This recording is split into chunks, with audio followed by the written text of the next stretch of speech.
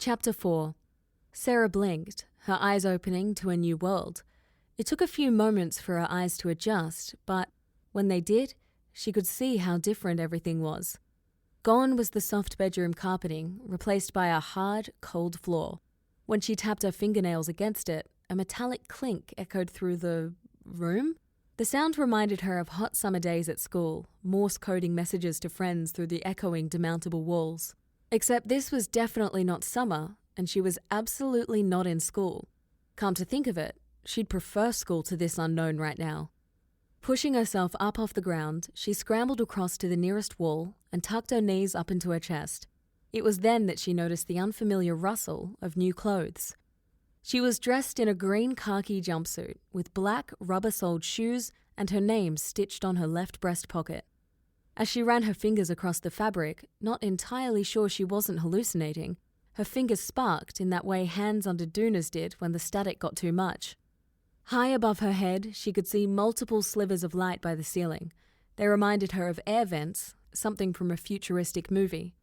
And a pile of orange dust in the corner gave off the faint aroma of corn chips. Her stomach growled at the prospect, but she couldn't bring herself to test that theory. "Hello?" she called. Her voice echoed. "Anybody?" Silence. A gush of air blew past her, sending the orange dust whirling across the floor. Determined to work out what was going on, Sarah took a deep breath and stood. Long halls stretched out both in front of her and to her left. She walked the length of the first one, but found nothing but overhead cables and floor lights that illuminated as she passed. The other hall, however, threw up a few surprises. "Basic ROM?" She pulled her face as she wiped dust from the door tag. The next door read Kernel ROM. After that was Character ROM. What was any of that supposed to mean? Sarah stopped, feeling slightly disconnected and floaty. Wait, I've heard Rhys use some of those terms. It was normal for her brother to walk around the house reading out the instruction manual for his computer just because he could. If it wasn't that, he was reading gaming instructions cover to cover. Some of his words came back to her. "Did you know the person who designed the SID chip said other computer sound chips were primitive, designed by people who knew nothing about music?" Surely this isn't... Her voice trailed off as she spotted a sign that read Airport, Welcome to Targa. Targa. She knew that name, but only ever from a game. It can't be. A neon white, wire-framed spaceship appeared at the end of the far hallway, snapping to life as if someone had flicked a light switch. It looked like a massive paper plane. Sarah was now convinced this was nothing more than a dream, as if it could possibly be anything else. She'd simply gone back to her room, lain on her bed, and was now living in a computing nightmare. Surely that must be it, because as she approached the ship, all she could think as it hovered before her was that it looked exactly like something on a poster in Rhys's bedroom, something he'd obtained by sending away for the game's survival kit. My Sex tinkled around her brain, the worst possible soundtrack she could think of. A heavy thud followed by a grunt and footsteps cut through the silence. Sarah hid near the wing of the craft and watched. As a figure approached, Sarah noticed they were dressed as if ready to go to flight school. Then she realized they were wearing the same outfit, only this person had a blonde bob and tired blue eyes. Both girls stood and stared at each other. "Hello?" Sarah finally ventured, her voice cracking with nerves. "Are you my new co-pilot?" asked the stranger. "Am I?" Sarah asked. "I don't even know who you are." "I'm Nell," she held her hand out, "and I'm stuck."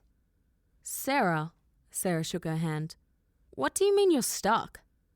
"Well," Nell shoved her hands on her hips, "I haven't escaped, so I just keep rolling in a loop till I get it right. I don't know how it all works, but I gather I only get so many tries until I'm stuck forever." Sarah frowned, confused. "Stuck forever?" Yep. Them's the rules, it seems." "The rules?" Sarah exclaimed. "There were rules? This isn't even real." "I can assure you it is," Nell laughed sarcastically. "You think I'm in here because I couldn't find a better fun park?" "So let me get this straight." Sarah paced by the ship. "You're telling me that we are stuck inside a Commodore 64 and that we only have limited chances to get out?" "That's exactly what I'm saying." Nell thumbed towards the spaceship. "I'd heard scuttlebutt that this was a thing and just thought I'd be clever. Now here I am, racing the clock, a bad guy with dodgy programming skills, and not entirely sure on the rest of it. You ever played this one before?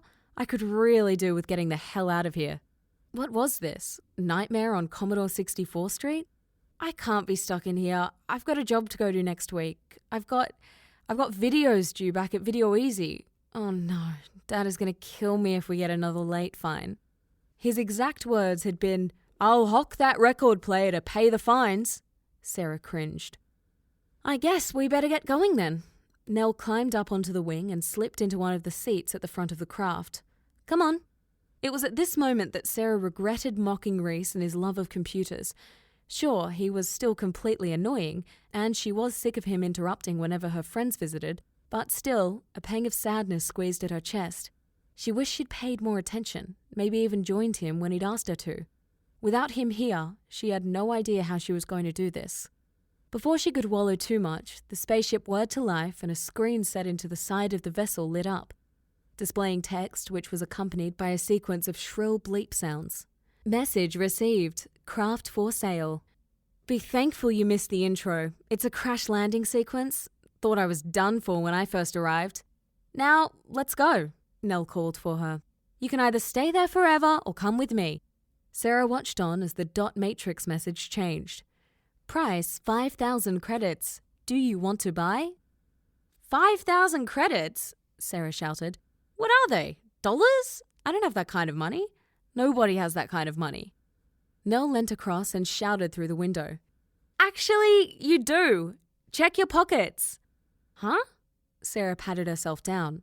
Sure enough, in her left thigh pocket was a small wad of cash. She stared at it sitting there in her hands, counting 9,000 in big notes, her first thought being how much vinyl she could buy with that much.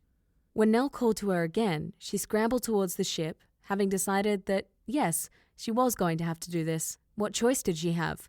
The shrill sounds reverberated once more, causing Sarah to glance at the screen. You plan to walk? No, I don't plan to walk, Sarah shouted as she climbed up into the craft.